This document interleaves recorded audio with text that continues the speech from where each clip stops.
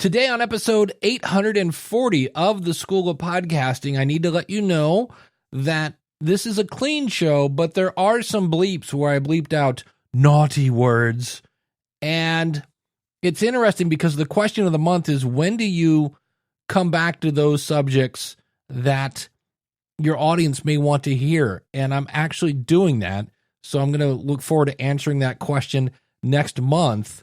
So I'm not going to share my answer right now. But today we're talking about the delicate balance that you need to strive for between passion and logic. Hit it, ladies. The School of Podcasting with Dave Jackson. Podcasting since 2005. I am your award-winning Hall of Fame podcast coach, Dave Jackson, thanking you so much for tuning in. I help podcasters. It's what I do.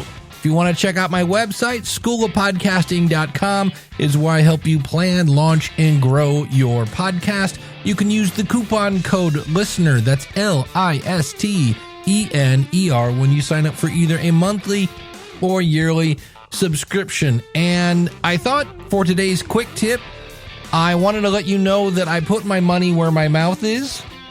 I just got done from doing this a couple hours ago. It's the summer here as I record this, and I started a podcast about Akron, Ohio.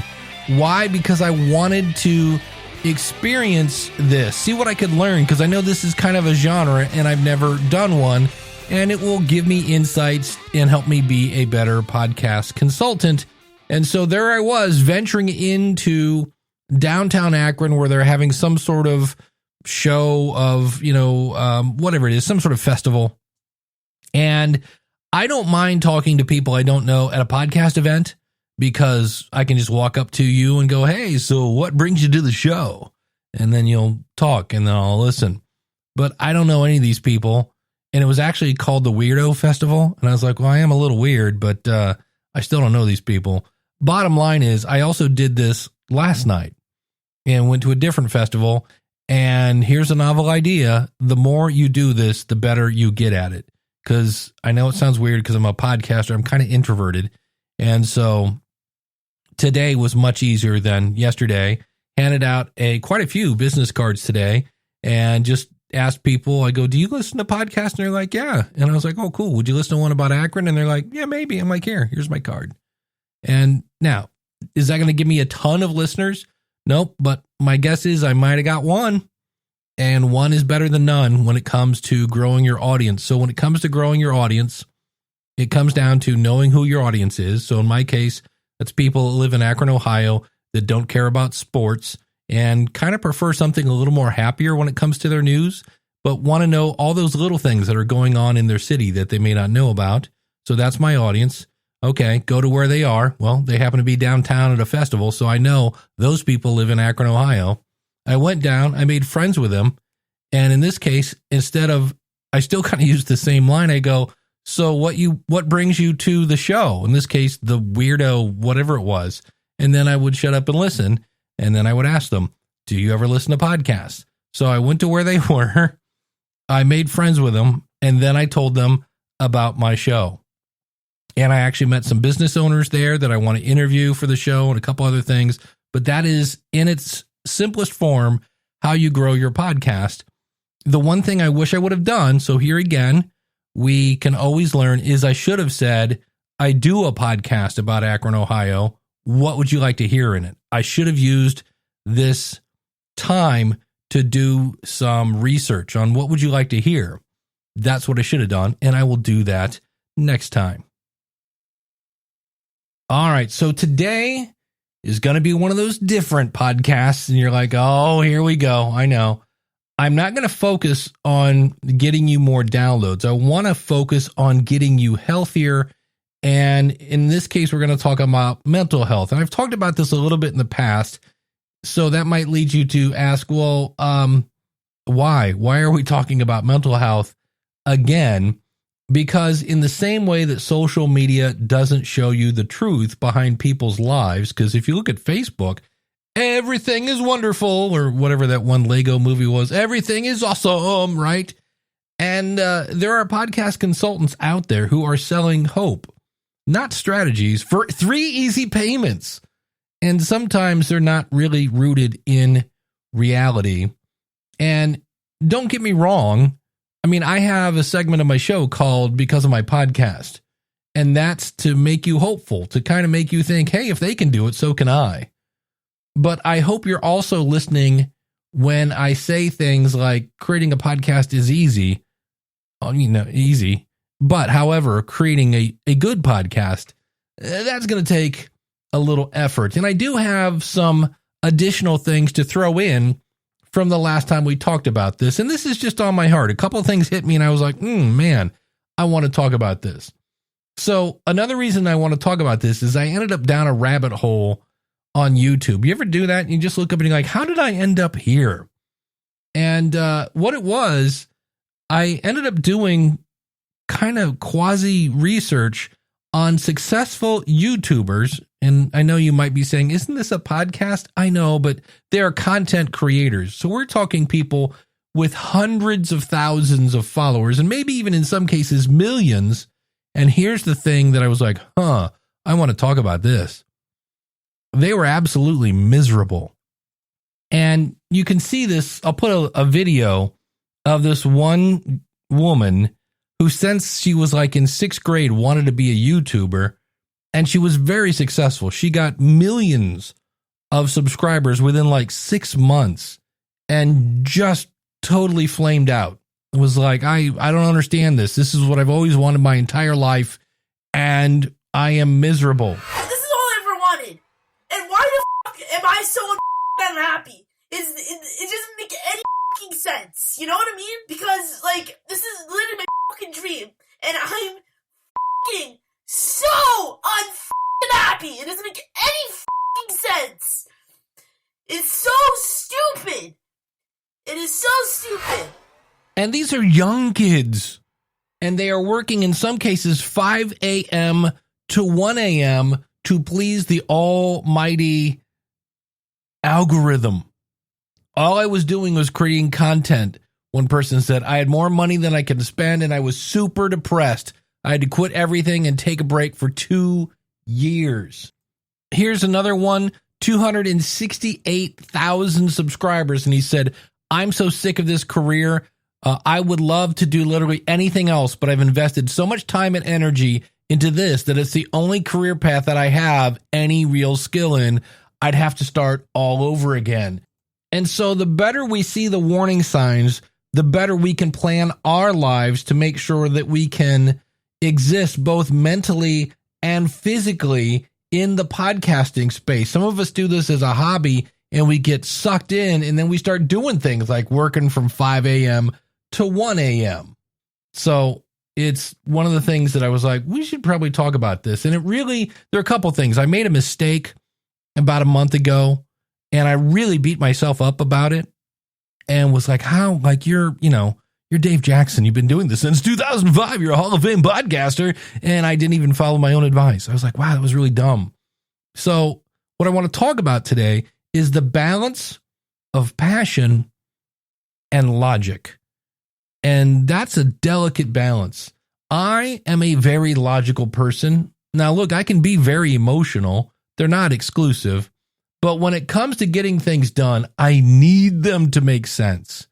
You need to share your vision if you want me to get behind it so that I can see it and go, oh yeah, that makes sense. Let's do it. That is the way I am somewhat wired. When I got hired at Libsyn, I said, just let me know what the rules are and I will be your best employee. And it's a great place to work. And that's what I'm doing. But passion is kind of that, is it serotonin that makes your brain go, yippee? It's that kind of induced state that makes you say things like, I don't care. Right? You see the things in the movies. I don't care how hard it is or long it is. I will do it because you are yeah. When you say things because I don't care, it's because you care so much about anything, you'll do it. That's passion. Right? You're not sitting there going, wait a minute. You mean there's only 10 of us and 5,000 on their team? Yeah, I don't care. I will fight to yeah, that's passion. And we need to find a balance. So this is another thing that sparked this particular episode. I am almost done with the book. Some Days Today, 22 Actionable Ways to Propel Your Creative Life by one of my favorite authors, Matthew Dix. He's the guy behind the book Storyworthy that I talk about per nauseum. And so it's a great book. And I started testing something because Matthew is talking about how we give away our time all the time. We say, I don't have time, I'm busy. And then when you start looking at what you're doing with it, you go, oh, yeah. And so what I did was I started taking my iPhone and setting the timer for 15 minutes and hitting start and then just doing stuff. So this might be cleaning the kitchen or the bathroom or starting the laundry, or maybe I'm going to do some research on some episodes. The bottom line was this: when that timer went off, I was amazed at how much stuff I'd got done in just 15 minutes. And I was like, because then you start thinking about all the times you do an interview, and the interview is maybe a half hour, but somehow you were on Zoom for 3 hours. And you're like, So if I put a price on the number of things I could get done, but don't, because and if we could put up quotation marks here, wasting my time, it would be priceless. The minute I realized this, the minute I was like, wait a minute, and I caught myself the other night here in the U.S., it's August and preseason in our American football is going on. And I actually started to watch a preseason game, and I hate sports. They can be such a tremendous, now they can be fun and entertaining, but I don't get wrapped up into it. But that was the one I was like, hold on, this is not part of my goal here. And so I was amazed that when I quit getting sucked into TikTok and other things, how much I got done. And that was just measuring 15 minutes.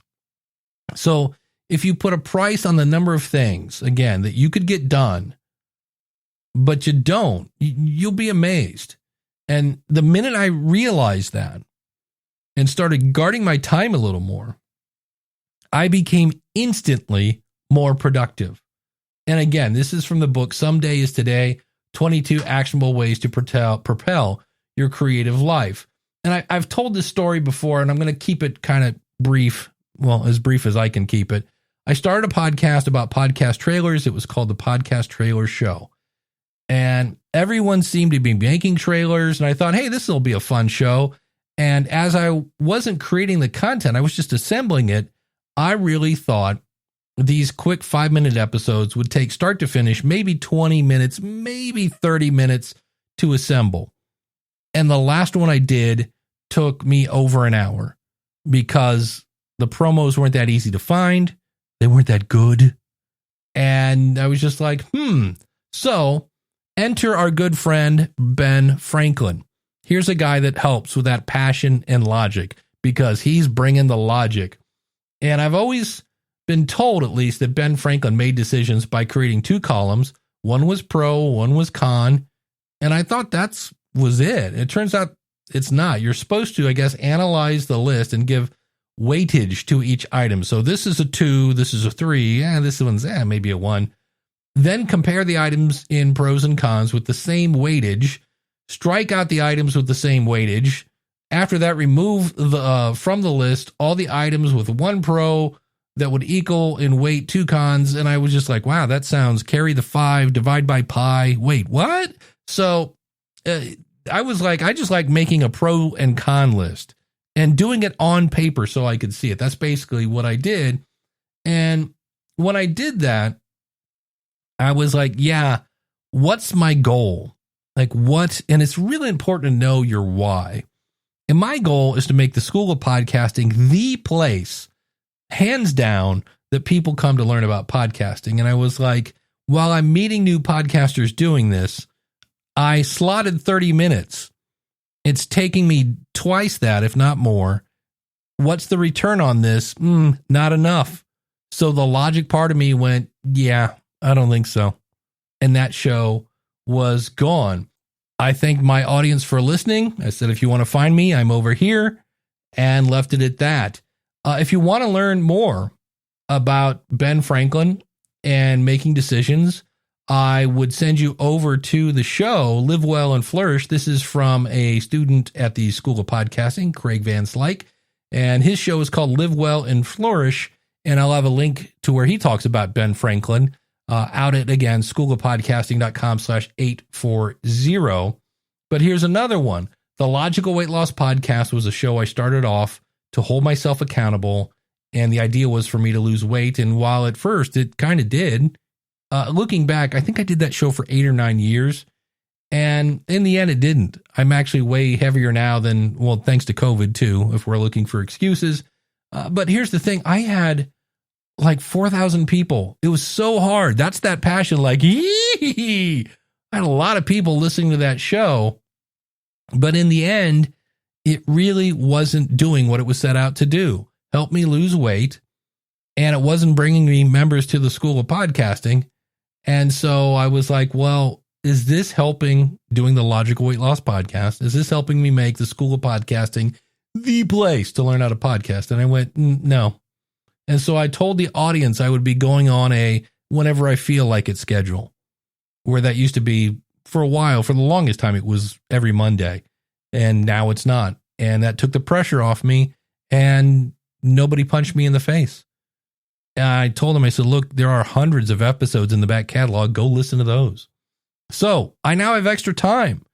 I spent about 3 hours a week. Now I took some of that time to produce the Akron podcast that I talked about. And that is giving me more skills to be a better podcast consultant. It's a side of the podcasting space I've never done. That fits my goal. And then with the additional time, I have now decided with the School of Podcasting, again, my goal to make it the place to learn how to podcast. I'm offering unlimited consulting on shows you host or co-host. That's a key. It's got to be your show that I'm answering questions about. But you can text me. You can send me audio, video. You can screen share. There are all sorts of ways, short of like smoke signals. There are so many ways to communicate with me. It was great. I had somebody ask me a question. We're using an app. And I answered the question in the woods.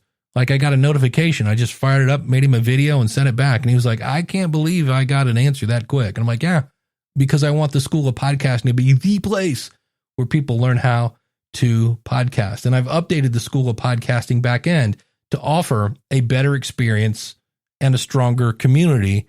And I'm getting ready to roll out that new version as we speak. But let's get back to talking about passion over logic. And I have permission to share this story. Okay. But I'm going to keep this person's name out of it. Not that they did anything super wrong, but let's just, we don't need it. Let's go that route. So they approached me. They've been podcasting for a few years and they're looking just like you are. Look, how do I grow my audience? And here again, much like you, much like me, we really want to grow our audience. And he explained how he was going to leave his media host, who wasn't great, but wasn't horrible. He was going to leave his media host, which, by the way, on one hand is kind of outpatient surgery, but on the other hand, it's kind of not. So he was going to leave his whoever, like this Buzzsprout, Libsyn, Blueberry. He was going to, whoever it was, Red Circle, etc. He was going to leave them and go to Anchor. Now, before you are thinking, oh no, someone poked the bear and Dave's going to rant about Anchor. No, hold on. But the reason, what inspired him to do this was there was some sort of app in Brazil, I think it was, that I'd never heard of, but the app couldn't actually use the RSS feed from his current host. But they said, hey, why don't you use Anchor? And apparently this app has millions of people using it. So here we go. That passion. I want to grow my audience. And again, I'm not going to rant about Anchor here, but just to keep in mind, Anchor. Okay, maybe I am going to rant a little bit about Anchor. Anchor, and more importantly, Spotify, have publicly stated that this whole RSS feed thing, the thing that podcasting is built on, maybe it's not quite what it's wrapped up to be. And they have basically, I believe it's in the Netherlands, have started merging Anchor into Spotify. They really just want it to where when you upload an episode, it goes to Spotify. I have been told, I've not verified this personally with my own eyes, but I've had been told that now if you sign up at Anchor, you have to ask for an RSS feed. That's like I don't know, kind of going to a steakhouse and having to ask for a knife. You're like, wait, what? They don't give you that? Like, nope. It's really weird. And apparently, again, this app that this person was going to go into, that he was going to switch to Anchor, was going to have millions of people in Brazil. And because of their passion, again, they were ready to move media host to a media host that not is exactly well loved by everyone. So anytime you're going to make a big decision, right, you need to step back. You need to do a little Ben Franklin. And you need to go back to, why are you podcasting? That is one of the most important goals that can really help you get in alignment and not waste your time, which then helps you keep your sanity, to kind of bring this all back. What's the goal? So he said he wanted to monetize. Okay, nothing wrong with that. I've talked about how you don't have to make money with your podcast. I wrote a book that helps you how to monetize. If you go out to profitfromyourpodcast.com, you can find that book. But I said, let's go with this whole Brazilian thing. If you happen to assemble a large Brazilian audience, how likely were they to buy your products and services? Or if you're going the advertising way, do agencies have a need for people with a Brazilian audience? And the answer in both those situations was probably, no. But again, the passion makes you see that bright, shiny thing, and you're like, oh, looky. I mean, there are people that stood in line to get a gold iPhone, right? So think about that.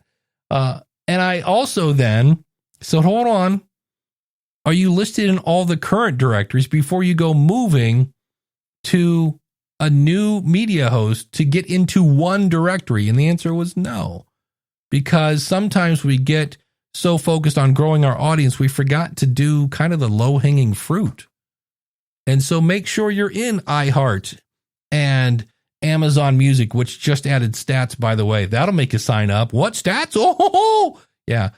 So, there's Odyssey, there's Ghana, there's JioSaavn, there's all sorts of them. I've talked about that in a previous show. And in this case, this person hadn't. So in my opinion, again, was that this person was moving to a media host that seemed to be building a closed media host, right, to get into the app. They're like, oh yeah, let's work with this Anchor thing, which doesn't send your podcast out to every place. And really, if they didn't work with your RSS feed, this app doesn't get podcasting. That's what RSS is built on. It's kind of it's a bit of code, but there's a bit of one of my standards that are used to write this. And it's not like everybody's RSS feed is completely different. So it seemed like a move with too many cons and not enough pros, but it was shiny and new. Ooh, right? 75 gazillion Brazilians can't be wrong. We have to be careful to not put all of our eggs in one basket, or in this case, our hopes and dreams, into something that is really a make or break act that might not be well thought out. We need that passion, because that passion drives us on those times when we launch a podcast. And I think my last episode of the Akron podcast, after like 2 months, is getting 28 downloads, right? We're just starting, and you need that passion to keep you going, but you also need the logic to help you go, do people really need this? My sister-in-law once asked me about my now ex-wife, how are you ever going to make this woman happy? And there I was, filled with passion and a general lack of knowledge. And I said, it'll be better after we get married. Yeah, there's passion over logic. And looking back, both myself and my ex-wife go, yeah, we probably should have maybe dated a little longer. I've seen a couple times, I don't have the details on this yet, but in the past couple months, I've had a few customers, because I work at Libsyn, they're a media host, libsyn.com. Use the coupon code SOP free to get a free month. And I saw 2 people now that have moved to a network which included them leaving Libsyn. They had to move to a different media host. And again, that's kind of a big deal when you move your media host, whoever it is. And then they return literally a couple months later.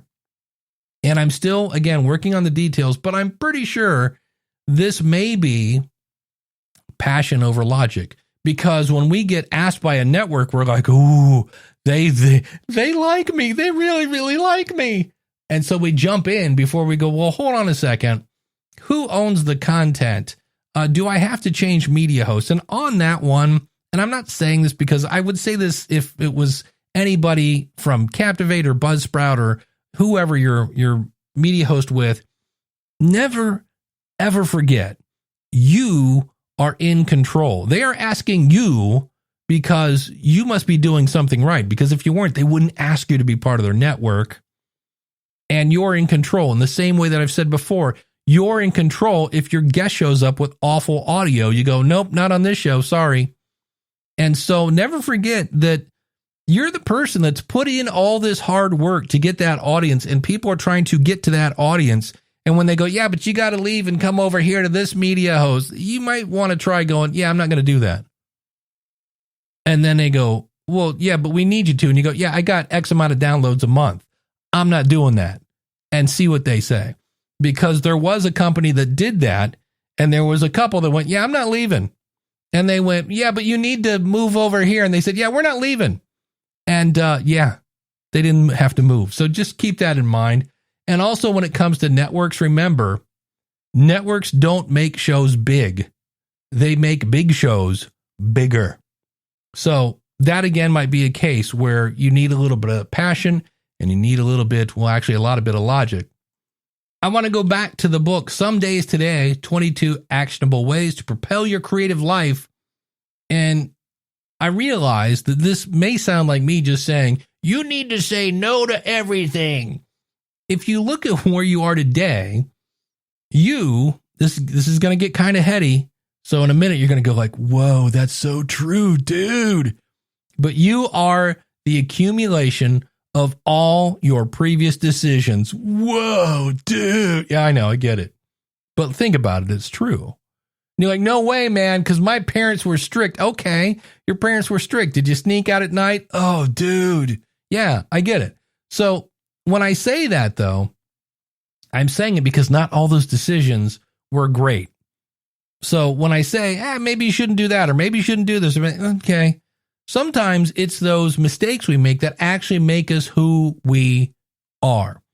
So I'm not here to say never say yes to anything, but I am saying there are times when we do things based on passion that we probably should have maybe invoked a little logic. And there are some times when we're so logical that we go, oh, that would never work. I was talking with the people at Descript. Descript is this software where you upload your audio, it transcribes it, and then you go into the transcription and you remove the words and it removes it from the audio. Yeah. And I saw it at the very first podcast movement. And I told them, I thought, yeah, this is never going to work. And it works now pretty dang good.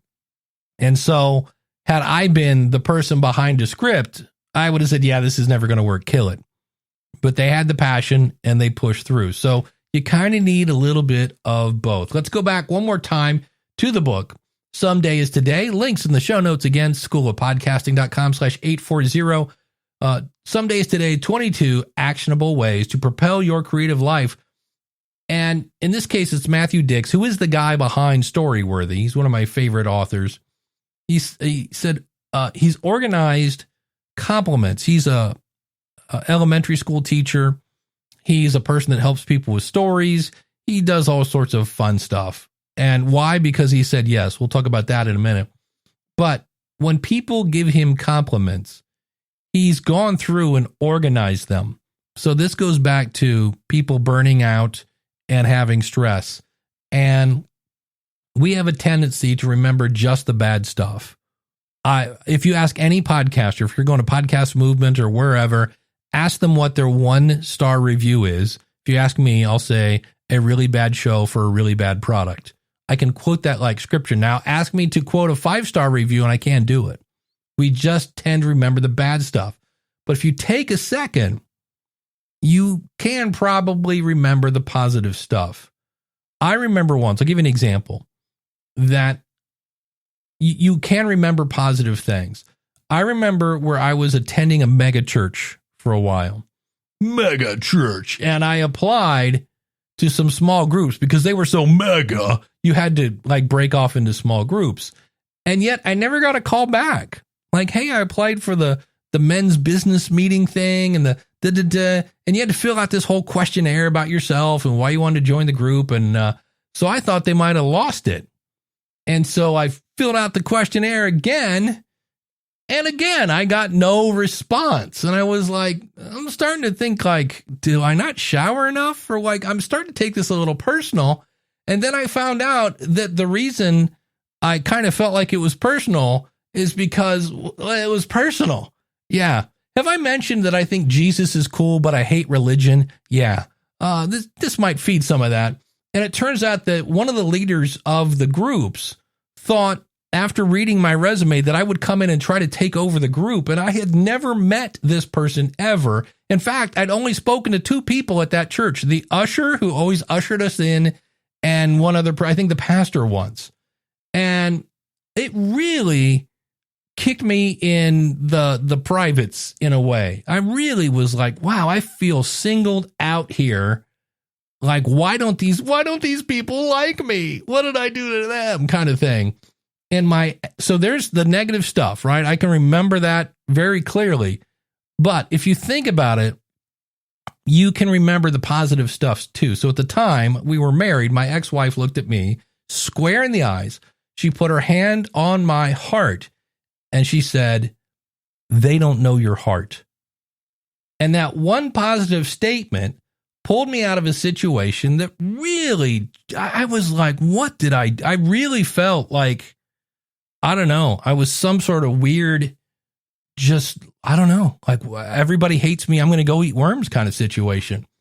And so I say this, that often we feel uncomfortable receiving compliments. I did an episode about this a while back, that I still struggle with that.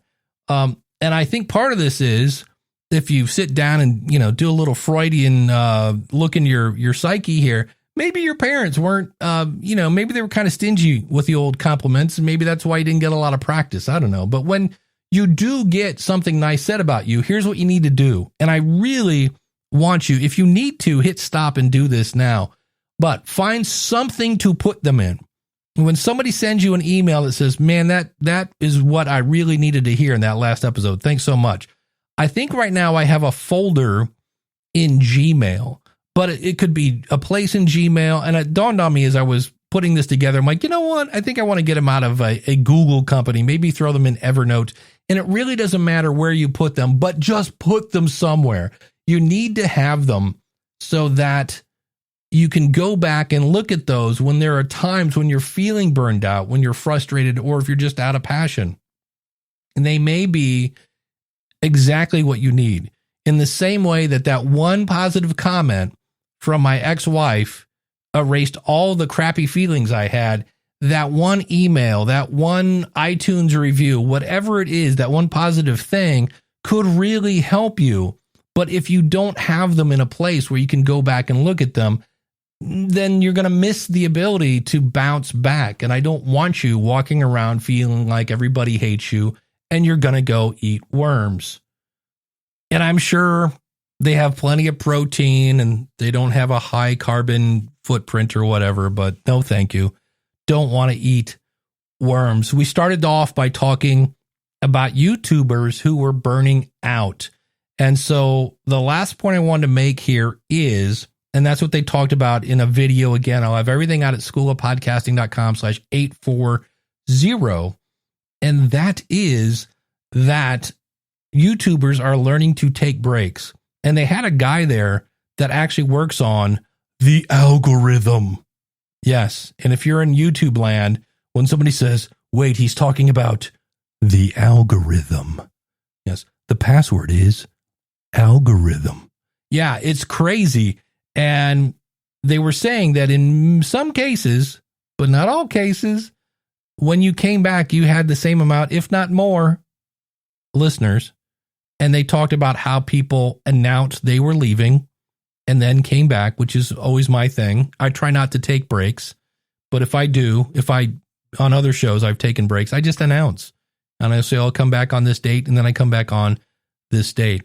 But part of the pressure is the fact that you are kind of always looking for content. When I watch TV, I'm always kind of going, does this apply to podcasting? You're kind of always on in a way. And that's where some of these YouTubers in some cases took weeks off so they could really be off. And that, again, is where you have a battle. Your passion wants you to keep going. But the logic is like, well, I am stressed out. I'm starting to lose my hair. Something, right? That's a huge sign that like, maybe you should take a little break. And so there is no one size fits all. Your passion and your stress is going to be different than mine. I wanted to do this episode to just alert you that you kind of need both. And you can't be just all passion, because you're going to run into stuff that you go, oh, I didn't think this through. And you can't just be all logic, because, well, then you're never going to kind of live a little and try something new and experimental. It is a delicate balance, and it's something that you just have to be aware of, that like, is this all passion or is it all logic? I need a little bit of both. What would Ben Franklin say right here? That's why I made this episode. If you want to carry on the conversation, go out to schoolofpodcasting.com/contact. As I record this, I just finished up my presentation for Podcast Movement. I'm going to be talking about how to understand the stats that are in Spotify and Apple Podcast Connect and all these other places. And I just want to say this right here, because I keep hearing people that say, I was going to, but I was a little like, if you see me at Podcast Movement, I'll be at the Libsyn booth. Come and say hi. I would love to say hi. But if you see me in the hallway or an elevator or someplace and you go, oh, I would go talk to Dave, but no, come talk to Dave. Dave loves to talk to everybody at these things. I know you're kind of an introvert. No, not when you come up to me and say, hey, I'm one of your listeners. Oh, I will talk your ear off.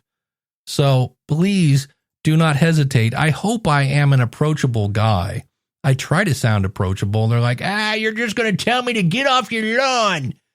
Nah, I don't think so. In fact, I actually have had dialogues. There are these things called dialogues where you hear somebody's opinion that you don't agree with. I've actually done that in the wild at Podcast Movement and come away with this thing called learning. Yeah, if you actually keep your mind open to hearing another perspective, you might actually learn something and go, I thought it was this. You thought it was that. We both learned. Oh, are you kidding me? Yeah, dialogues. They're kind of fun. So again, if you see me at Podcast Movement, please come up, fist bump me, elbow bump me, whatever you want to do.